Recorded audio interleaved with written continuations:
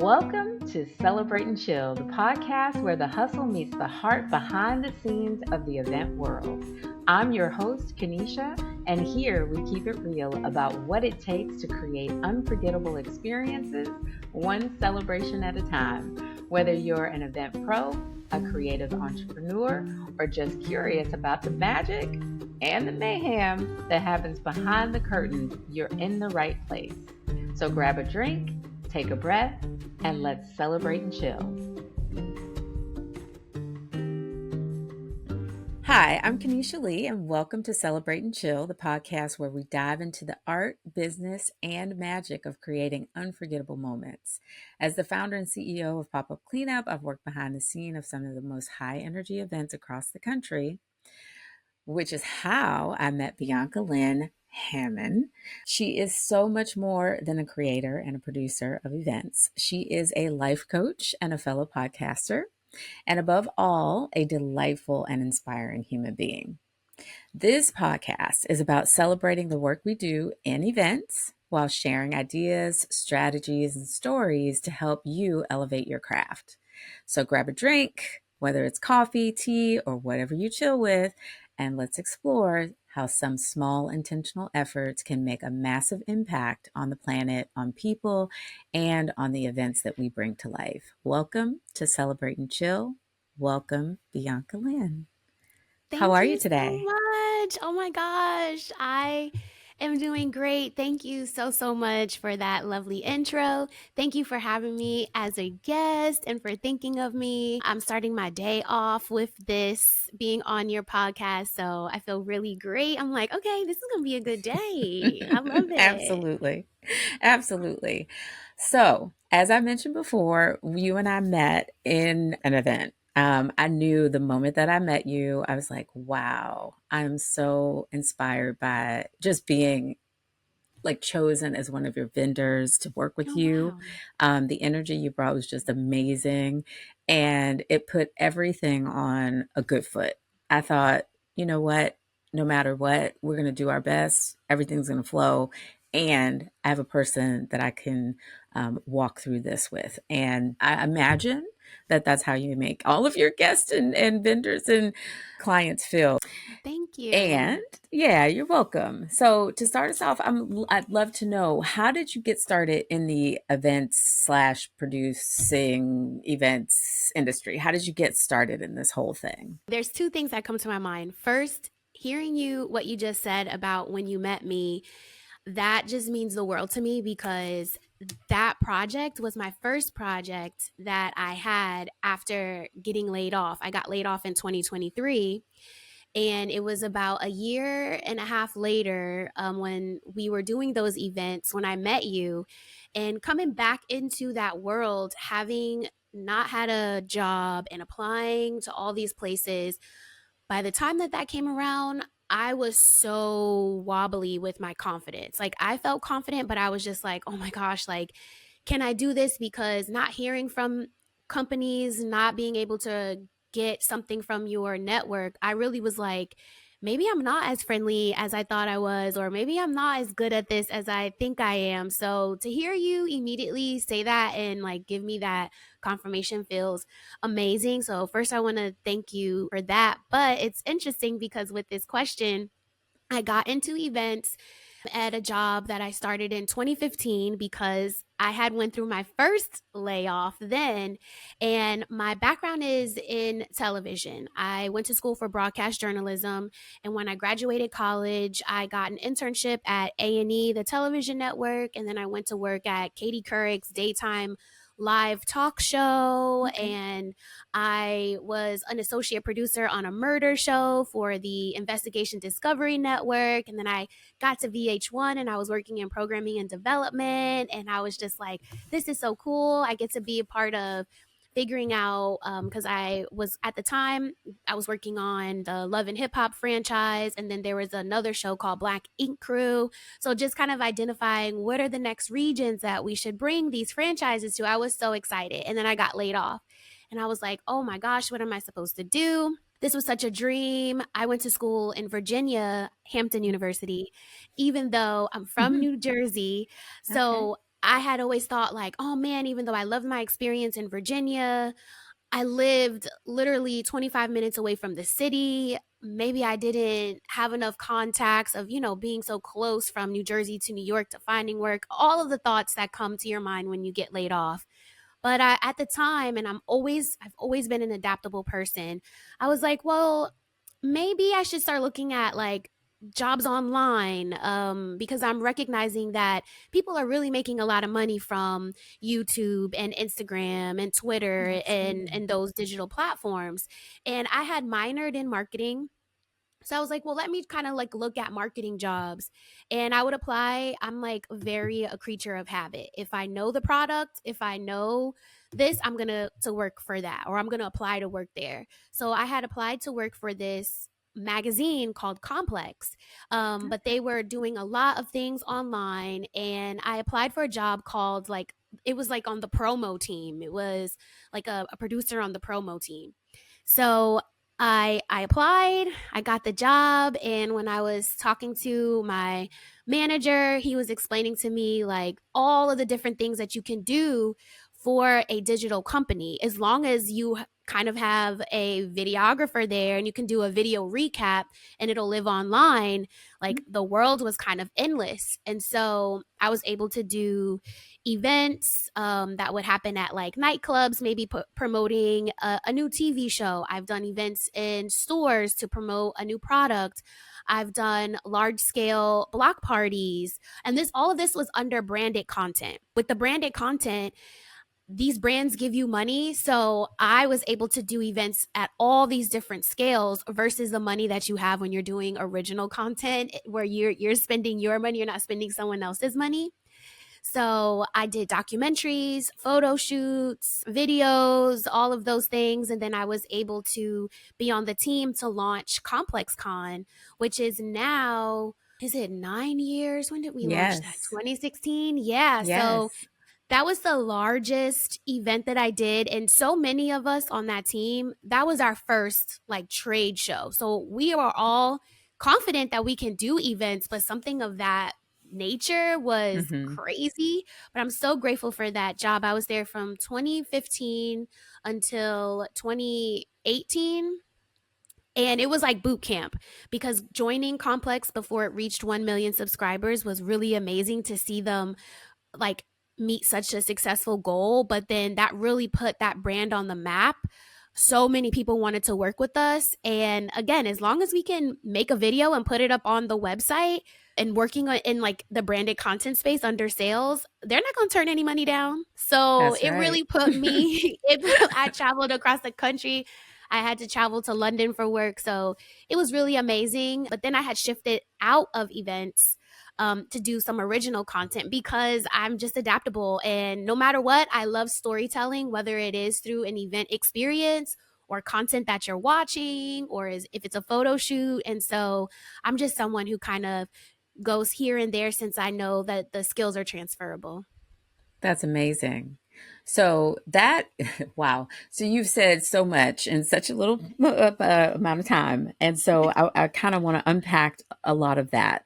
Um, because one of the things that I'm so excited that, like in doing my research around you and what you want to inspire in others, I started to look at how many people of color are literally in the background of entertainment and events.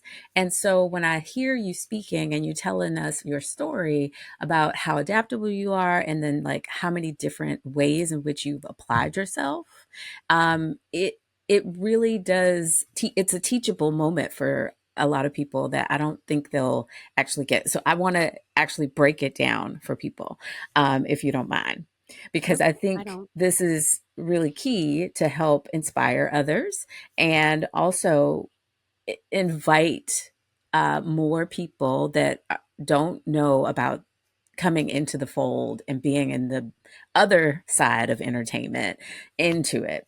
So, with that, I'd like to say or ask you, aside from that first person that said to you, hey, Bianca, there's so many things that you could do, right, when you were going for that first job, was were there other people along the way that you were kind of taking a look at and seeing, like, wait, that's a possibility. Maybe I want to go do this. Is that something that along your journey that you've experienced, like just jumping in, then seeing something else that was possible for you? That's such a great question. I think maybe my mom comes to mind. When I was a little girl, my mom put me into modeling and commercials. And so naturally just like putting myself out there and trying new things, that is something that I'll do. I'm just kind of like why not? I'm a Okay. why not kind of person. And so my mom had always allowed the decision though to be on me. So when it was coming to doing more commercials or missing school, I wanted to go to school. So my mom was like, okay, then you don't have to do commercials. And in school, I was like in my high school musicals and I was on the public speaking and debate team. So there was always some kind of like creative outlet that I just Hmm. naturally kind of gravitate towards. And I'm also someone who looks at things and I like ease or I like if I don't like to think twice about something. So even when I was going to like choose what college I would attend, I went on a college tour. I observe, I look to see what all the options are, and then I just pick which one like stood out the most to me or felt like okay this lights me up, and that was Hampton. And that's the same way that I kind of navigate my career. I just kind of go with what I feel, and then usually once I you go that route, then when I'm within the space, then I can see and I can identify who would be my ally or who or what not to be. Like, I don't really like this experience. How can I learn from this? Or what is this experience teaching me? And that kind of informs me. But I've always been blessed to have amazing friendships at work. And those friendships really just kind of help me to stay afloat and to stay in a positive mindset. But I don't think I've ever kind of looked at like this is like the possibilities. Not until I started doing my own podcast. Okay. Yeah, and then I'm like, That's oh exciting. wow, now I'm hearing all of the ways that people do things, but it always kind of goes back to God and just Hmm. being like, oh, because I sometimes things are a little bit hard for me to understand the path, right? So it's like, Hmm. wow, they did it this way. Okay, God, can you show me how to do it this way? Like I just see that the opportunities are endless, but I think it's more so of like God's direction than anyone else. Ooh, I love it. Okay, that's awesome. Yeah, that's very interesting. I feel you on that. I think that, everyone's path in life is so unique.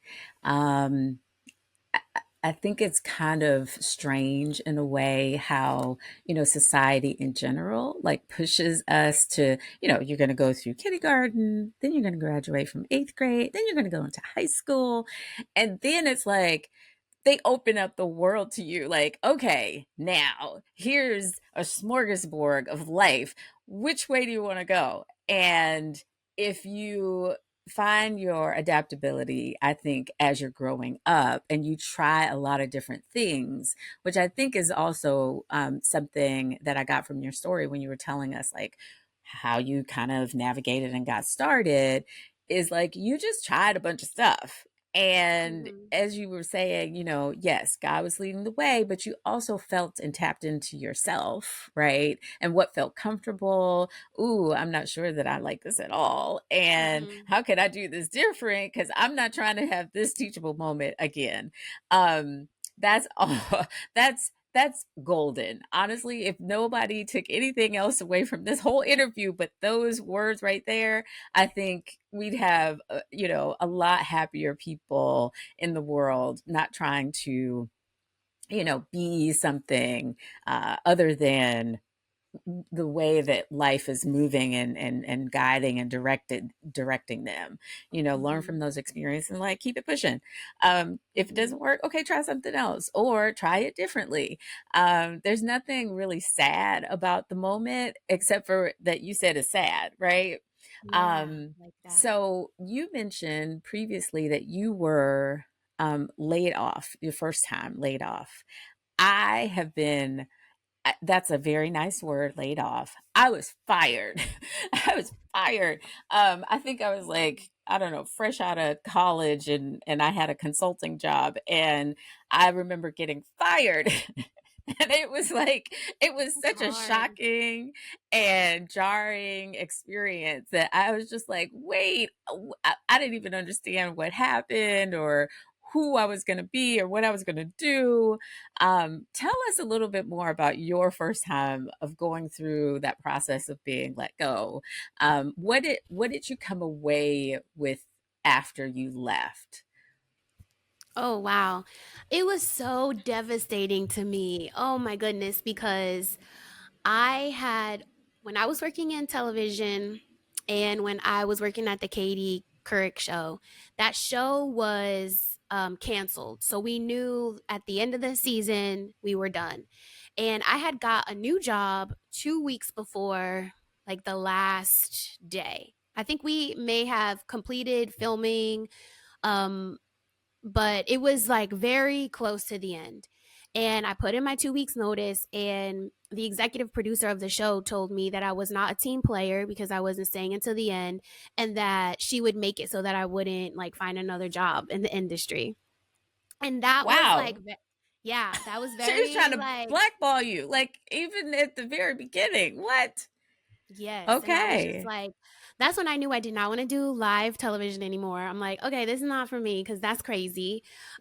So finding the job from that job, which was the murder show job, then to getting to VH1, finding two jobs on my own after having that feedback from someone that I respected, someone who was a really high position. I was like so proud of myself, and I was just like, okay, I made it. So then to get laid off, and the week before the layoff, there was like maybe like the senior vice president of programming development came to New York and had dinner with the team and was just like, I love this team. You all are so great. And I wasn't reading between any lines. I had no idea. So it was like, wait, last Thursday, she said she loved all of us. Wednesday, I'm getting laid off. Like, Right. huh? It was just very, very hard. And I took a lot of what that woman said to me of like, see, maybe there was something that she saw in you. I was in such a different headspace back in 2015. I did not, I can say this now, but I didn't have the best self esteem and I had a lot of anxiety. Okay. So that was really, I think when I think back at that time, it was that. I was like, oh man, like maybe what they said was true because it was a challenge in that job. I experienced a lot of microaggressions, not in the Mm. VH1 job, but in that ABC job, that Katie job. Mhm. So I was just trying my best to kind of like have a good summer. Um, I think I got laid off in no, I think it was 6 months. It was October 2014. I got laid off, and then I didn't start working until was it June 2015, Mm. May 2015. So Wow. Yep. I just spent some time just looking around and opening up my horizons, right? That's when I was like, okay, let me take the digital space a little bit more seriously, and how could I just kind of reapply myself? So I think that would be like the biggest takeaways from that Okay. time. Yeah. And then as you were moving in between getting laid off and then finding your next job, I know like emotionally a lot of roller coasters.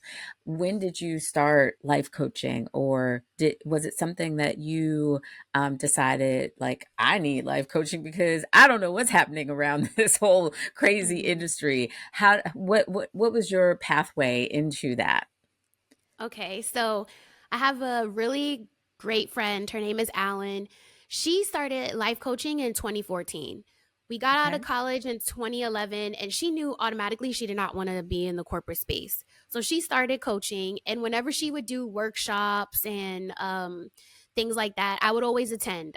She would always be like, okay, Bianca, I know you've done this workshop 3 times, but you always contribute. So I need you to join this one time. Once you start asking questions or answering questions, and everybody else will follow. So I'm like, sure, I got you. No problem, no problem. So I always kind of had some like inkling and knowing of coaching, but it wasn't Okay. until 2020 where my friend Alan, because she's a teacher at the school that I actually got certified at, and when you are a student, you have to have um like pro bono hours, like practice Okay. hours with people, so that you can prove that you put in the time and the work in order to pass your test. Like there's all these requirements. So she connected me with someone that was taking her class, and she ended up becoming my life coach. Her name is Oh, Manaba. I love her. nice. So I've been working with her since 2020. And so we were going through all of my goals and all of the things.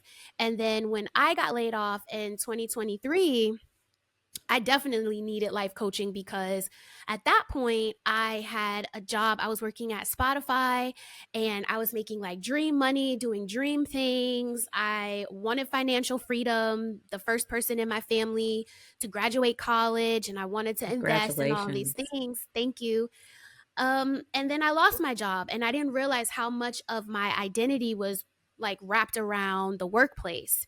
And because Okay. it just came from like all these things that I would do, like, oh man, I'm so used to leading a team and, hosting this meeting. Now all of this stuff is taken away.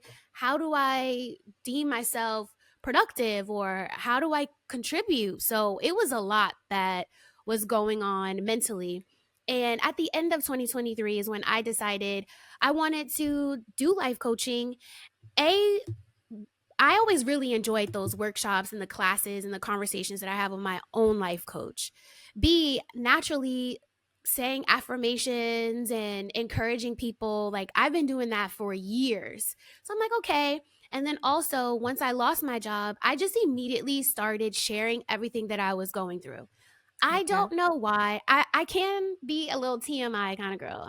I am easy to talk to, right? You But are.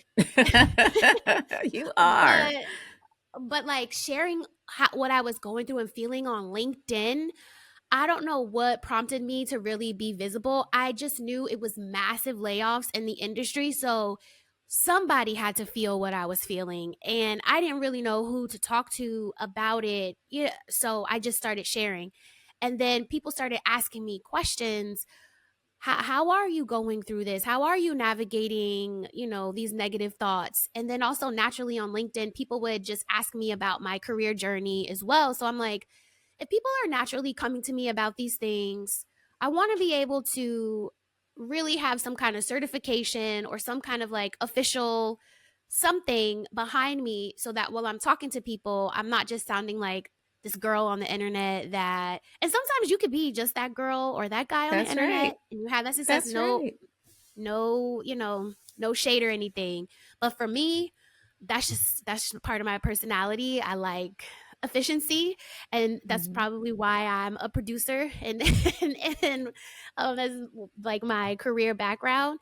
And so that's why I got the certification, so that when people do talk to me or ask me certain things, I feel equipped and I really enjoy it. And it's been amazing to, in hindsight, look back at that time of losing my job, because having everything stripped away from me, watching my savings be depleted, really having to start at ground zero at a time where I'm seeing a lot of my peers. I'm 35.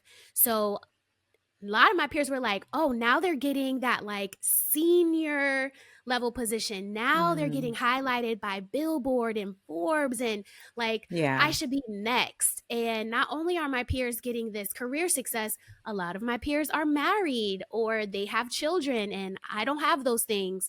So it was really, really hard to kind of grip with like, dang, God, I don't have any of these things. I can't even get one thing. Like I've been working really Mm. hard, and but one thing that I gained from it all was self esteem, self confidence, that I honestly, without losing my job and it taking me so long to find work and putting myself out there with the vulnerability, if that didn't happen, I would not have known just how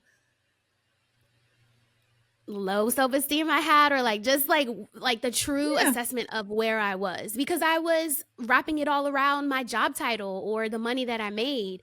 And Mhm. now to like really have built new foundations of who I am, what I find to be valuable, having moments of rest, like all that time in between, I had to rest. So Right. now it's very important to me. If I feel overwhelmed, I have to take a step back. I need 5 minutes. I have to take this phone call. Like have better boundaries. So all of it was definitely meant to be, even though I'm still rebuilding all of those things. Like the foundation I know is so much more secure and set that I pray God will give me a little grace and kind of can ease up on this. But for when the when the things go again, because life's about cycles, I It feel like I is. would be able to navigate it much more confidently, even though I know that sometimes like the stormy seasons last a long time. Yeah. No, without a doubt. I mean, literally, like celebrate and chill. Like it's Hmm. celebrating your wins when they happen and, being in those moments fully. And then also when it's time to chill, literally Hmm. to assess, remind yourself, like, what are the lessons that I learned here?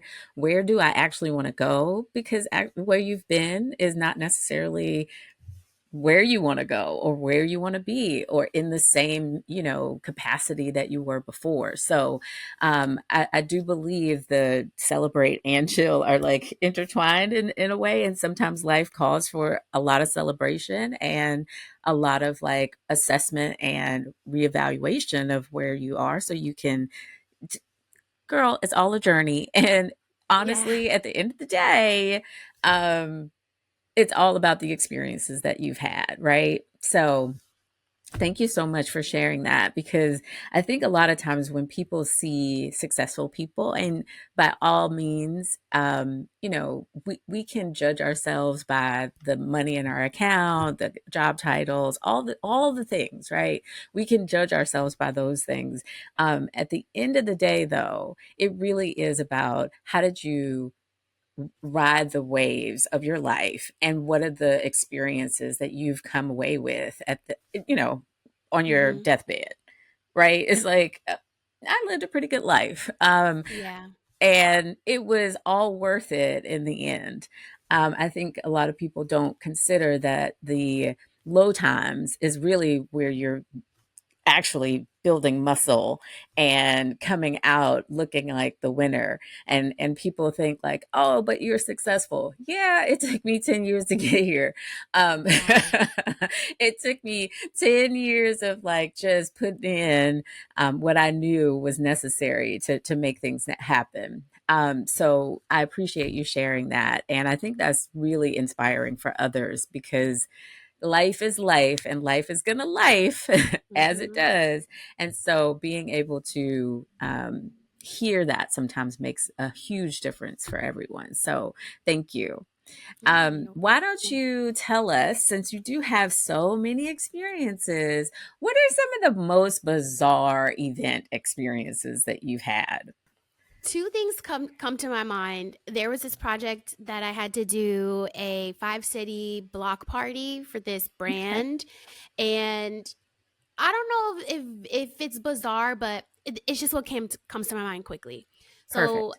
first, it happened in Chicago, where it was supposed to be the first event, and we were talking with all of the teams. The brand put us in touch because it was for a liquor brand. They put us in touch with their regional teams to get the liquor and work with this person to get the permit, and everything was going so smoothly until the day before. It was Thursday. Friday, I was flying to Chicago. The event was Saturday. That Thursday, we get notified that our permit was not approved because the performer, this was in Hyde Park in Chicago, Know it well. the performer was Twista. Okay. And they were like, Twista is like, he basically would incite violence in Hyde Park. And I'm like, Twista in Hyde Park? Yeah. Yeah, yeah, yeah. I still flew to Chicago. We tried to make it work because it was the first, like the launch event. So it was a lot of pressure and a lot of things like internally, like, well, how did this happen and all the things? But it turns out that the person that the brand had connected us with to kind of be our like Chicago liaison, they do an annual event with him. And so he thought we were coming to take his business. So he sabotaged us. Oh, Yes. okay. Afterwards, I called him because I'm like, what's up? Because I am a sweet person, You but are. I can also be sharp. I will also be very You direct. can. That's When right. things when things are in the moment, I just cut through it like, what's going on? I can't think of all of the fluff. I try to be mindful of my delivery because ever since I was a child, that's always been feedback. Because naturally I'm like, ah, ha, ha, ha, ha, ha. And then I'll just be like, but when you said you were going to do that, you didn't do it. Why didn't you do it? Why'd you lie? Right. And then be like, what? Why would you say that you lie? Like it just takes people. I don't know what it is. Yeah. I'll always be It's not a working on bad it. characteristic. I'm gonna tell you. It's a great I'm like, characteristic, especially when you're dealing with people on the fly like all the time. yeah. I'm like, Let's be real. I got too much stuff going on. So I call the guy, like, what's going on? Like, like, tell me what's really happening here. Like, I'm not gonna, because he was a black guy, and a lot of people he had been corresponding to was a white person. So sometimes in working in the corporate space, they deal with things a little bit differently than we deal with things. And he Yes. wasn't really trying to give her the real. So I called him like, I don't have time for this. Like, I'm not Jennifer. What happened? And he's like, you think like you're just gonna come over here with this New York stuff? Like, this is in New York, this is Chicago. Tell me all that stuff. I'm like, sir, I'm from New Jersey, so I'm not even coming to you with nothing from here. Like, it was at that time I had to learn a lot about scaling back because I'm like letting him know how I feel. Like, are you kidding me right now? Do you not know all this stuff? Right. Nevertheless, so that I would say was bizarre that they gave us the excuse that Twista was like an issue for Hyde Park, like he's dangerous. Right. No. That yeah. It doesn't even make sense. No, so that You was were like, it. wait, make it make sense because this don't Yeah, make I'm sense. like, huh? Twisted hadn't even come out with like any new music at that time, to be honest. So that was strange. And then it like just taught me a lot about regional teams and politics, because when you do events that are outside, because it was like a block party type of event, you have to be involved with the community. There's a lot of Mm, community meetings that you have to attend, and you want to get the community on your side. So that was just really strange. And then I would say the second one, it was still a part of that series, but it happened in New York. And this wasn't necessarily bizarre, but something happened to where I was driving this like U-Haul truck trying to get somebody delivered some chairs that were not correct, or I didn't realize it was my error, and I was just like, I have to fix it. So I get into this U-Haul. I'm so overwhelmed. It's so big. I don't usually drive huge no. cars. At the time, I had a Volkswagen Beetle. So it was just like Ah. trying to look at the mirrors. And I'm like, I bring an intern with me and we get it solved. And I'm freaking out. All these like these cars are beeping behind me. And I'm like about to cry. And I'm like, I'm so sorry. Like crying to this intern. I'm like, I'm overwhelmed, but this was my problem. Yeah, me and my friends, I have a really good friend from that job. We look back at that and we laugh at it all the time. Like, I can't believe you drove that U-Haul across a bridge to try to solve the problem. Like, we could have just called the rental company and they would have delivered it to us. But Yeah, like yeah. I get it. And when you're in the moment those times like in times like that, it's like you have to act. You're like, I just need to act. And no yeah. matter like how rational or irrational the action is, it just feels like at least something is getting done. And you know Hmm. what I mean? So I Hmm. completely understand Yes. you. And I was like Thank 26 years old. So I also like, Yeah, you were fearless. yeah.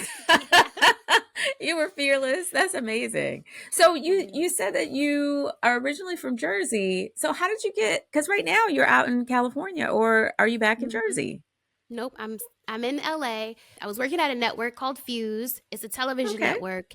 And Yep. I actually started that job after I left Complex because they were looking for someone to manage their digital content studio, all of their YouTube content. And so I was like, okay, I would really love kind of a break from doing everything that's so brand centric to work on Hmm. some original content for this company. I love music. Of And I course. thought, okay, I'm working back at a television network, but now in the digital space. So this is like a great combination of what my career had been like up until then. And Mm-hmm. then they ended up closing the New York office down, and they were like, "Hey, Bianca, um, we're going to close this New York office in 6 weeks. You could either, there's an option to relocate to LA and keep your position, or by this date this is your last day." And so, like I mentioned, I don't have any children, I'm not married, and so I was like, well, and it was so funny because around that time I was trying to move out of my studio apartment. I lived in this apartment building, but like on the ground floor, it was like the basement. We had like project heat. It was so hot in there. It wasn't the projects, but it was project Right. heat. Yeah, I And get I'm like, I it. need to get out. I need to get out of here.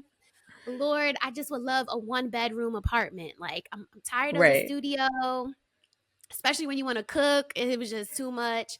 So I'm like, God, where should I move? Should I stay in Elizabeth? Should I move to the county over? Like, I don't know.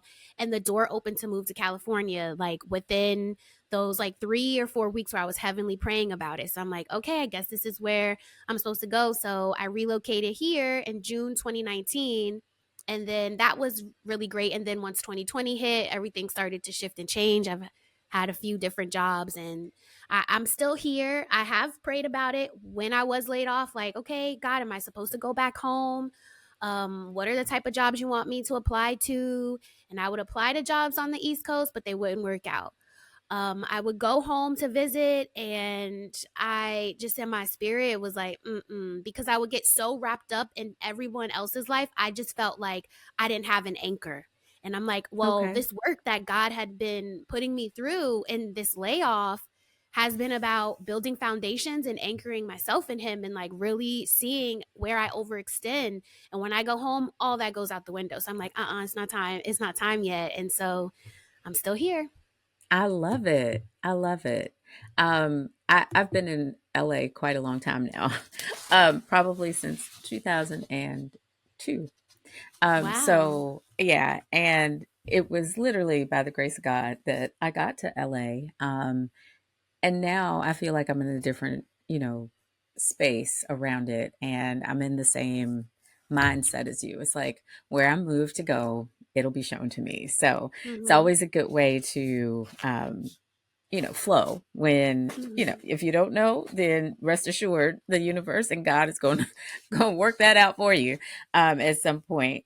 So tell us a little bit about your podcast, because I have a feeling that that's something that you're, consistently working on and building. So tell us about it. I Oh already my know the title, gosh. but why don't you tell us yourself? I love my podcast. I actually have two.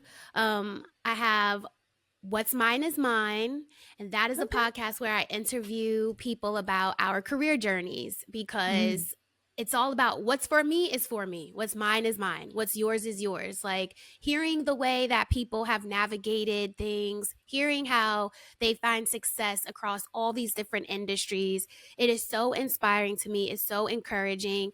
And because a lot of people would ask me about my path, I'm like, well, when I hear what they're interested in or what they're going through, I'm like, this, I can tell you, but I actually know someone else that may be more helpful. yeah. So I just feel like that was kind of like me doing like my community service work of like, here's resources and something to just inspire others. And at the time when it all was happening, I started that podcast right before I lost my job, because it was a conversation that I just naturally have amongst my peers. Like, what are we doing? What are our goals? What's next? How do we get here? And I launched that podcast June 2nd, 2023, and I got laid off June 5th, 2023. So, yeah. Wow. Okay. So, once I got laid off, I'm like, okay, well, this is something I do have to work on, because my process is I will record like the 6 or 7 episodes, however many episodes I have in the season. I record those first and then I edit it. So I was editing in real time and posting it. So it gave me something to do. And having had a lot of those conversations before the layoff, it was like pouring into me, because it also takes me like a Wow. week to edit. So it was like consistent hearing how God was showing up for others and hearing that there's all these different paths and like stay the course. Right. And then my other podcast is called Walk It Like I Talk It with Bianca Lynn. That one is Yes. personal development. I actually started that podcast February 2023 because before I got laid off, I was in a role where it was all creative. Mm-hmm. And then they shut down that department and put me in a role that was more customer service, where I would Okay. talk to people who had podcasts and ask them basically, did they have any issues uploading their podcast onto like the Spotify platform? And if they did, I would have to put like a ticket request in for them. So it was like, what? This was the first time I realized that I gave all of my creative like control to my job. And it was Mm. okay because I love to help others. So I'm like, Mm-hmm. naturally, going to a job and contributing to a team, like that's exciting to me. If you, even with you reached out and said, hey, I would love for you to be a guest on my podcast, you're building your own platform. Sure. Like I love to help you however I can support. Like it's a no-brainer to me. So once all of that creativity was taken away, I'm like, oh my gosh, well, what can I do? And because I like ease and because I have affirmations all around me, I'm like, doing a podcast is so easy, it's so simple. At least that affirmations one, I literally record straight into my phone and I just upload it from my phone. I say my affirmations, I am wonderful. I'm an irresistible magnet for all that belongs to me by divine right. Here you go, post it, right? So just to get in the process of creating and sharing.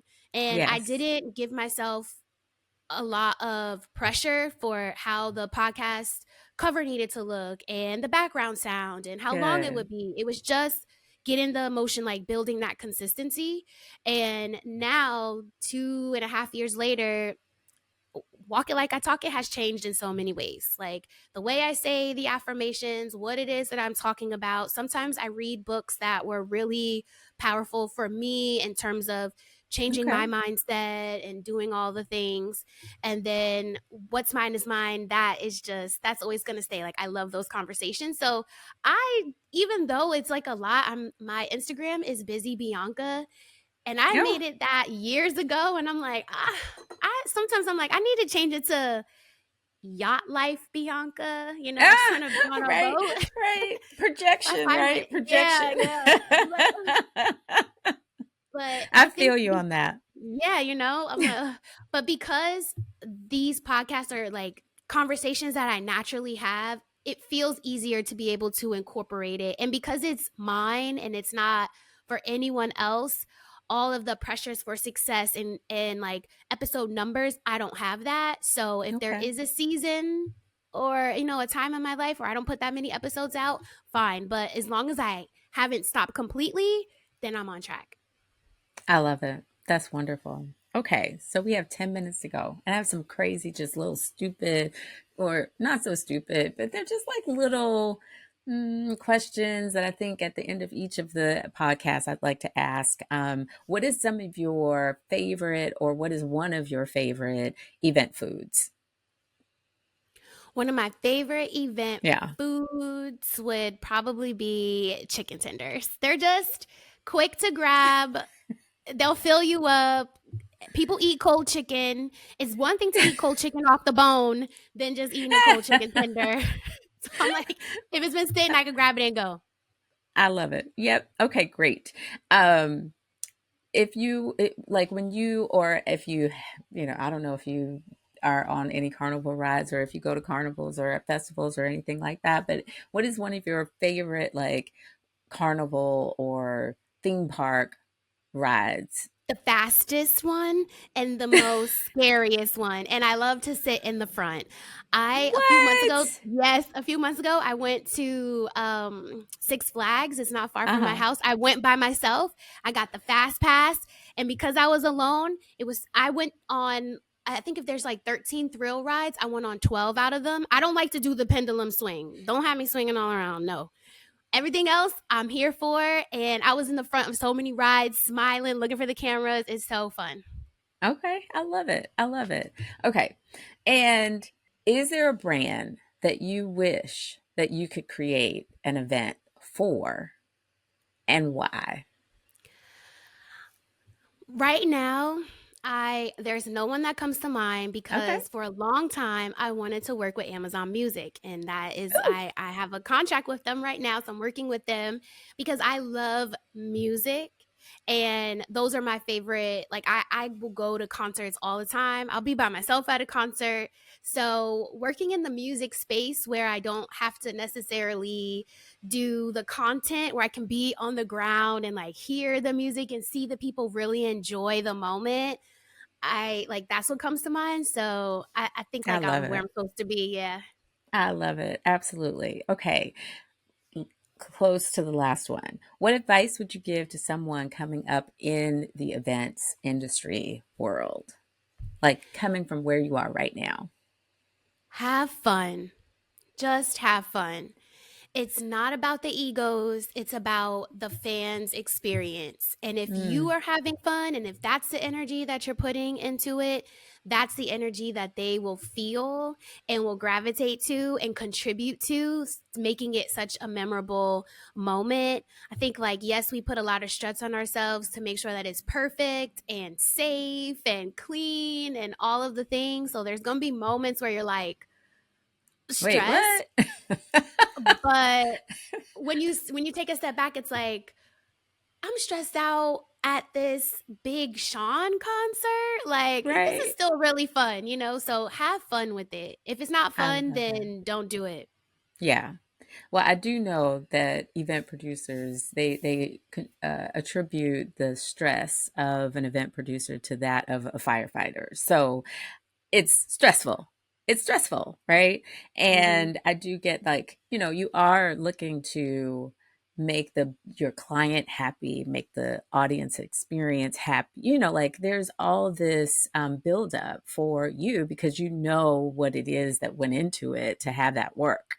Um, and so honestly, uh, what is it that you do in the moment when things are on freaking fire to really center yourself and let yourself know like it will be okay. Well, I'm gonna be honest. Immediately, I start sweating and I start pacing back and forth. I probably start texting and, okay, this is what's going on. I need to call someone. But lately, I've been even, I give myself all the grace in the space. But then I take a minute. I'm like, okay, breathe. Just breathe. Go outside, take a deep breath in, deep breath out. What is the plan? And I try to be resourceful. Like, Hmm. being a single person, I have to make all the choices. I Mm-hmm. don't want to make all the choices. And this laid off moment really showed me I got to rely on God. I got to rely, if there's no one else around me, no job, whatever, give it to God. And learning and doing that, I'm making sure to do that in my daily life and with others, right? So if something's happening, and I'm going to be honest, I'm going to be very transparent, especially in the moment of stress. I'm going to say, I don't like this. I don't know what to do. Can you talk to this person? I'm going to give you all the context. I may tell you too much information. I'm just putting it all out there because I'm literally trying to figure it out in real time. I think things through. I talk things out loud or think things out loud. And that's it. I breathe. I Okay. try to connect with someone. I'm very honest about it. And they'll let me know. And then I think whoever it is I'm talking to, they'll start to hear me kind of coming down. And maybe that's when I'll apologize or be like, okay, thank you so much. Like, whatever the case may be. And then that's it. Great. That was amazing. So, honestly, my heart to your heart, you are a wonderful human being. Again, Thank pleasure you. to have connected with you. I also think that you're a Leo. Am I correct in thinking that? No, Or I'm a Sagittarius? That's what it Sagittarius. is. Is it Sagittarius? Because I remember there was something about our signs that connected me to you. My mom's a Sagittarius and I'm a Leo. So I Okay, have a that's special fire. affinity for Sagittarius is like period. So Yes. thank you for all your insight and wonderful energy. I know for sure wherever you go in your career, you're going to be successful Thank you. in every which way. As you keep your self. centered in what is easy and what feels good to you, you literally cannot go wrong. So, from my heart to yours, thank you for being here. And for the rest of you all, thank you for tuning into this episode of Celebrate and Chill. I hope you're walking away with some new insights, some fresh ideas, and maybe even a little, I think a lot of inspiration from Bianca to make your next event not just memorable, but meaningful. Remember, it's the small, intentional efforts that add up to big, giant impacts on your guests, on your team, and even on the planet. Have a wonderful day. Thank you. Bye. Thanks, Bianca. Take care.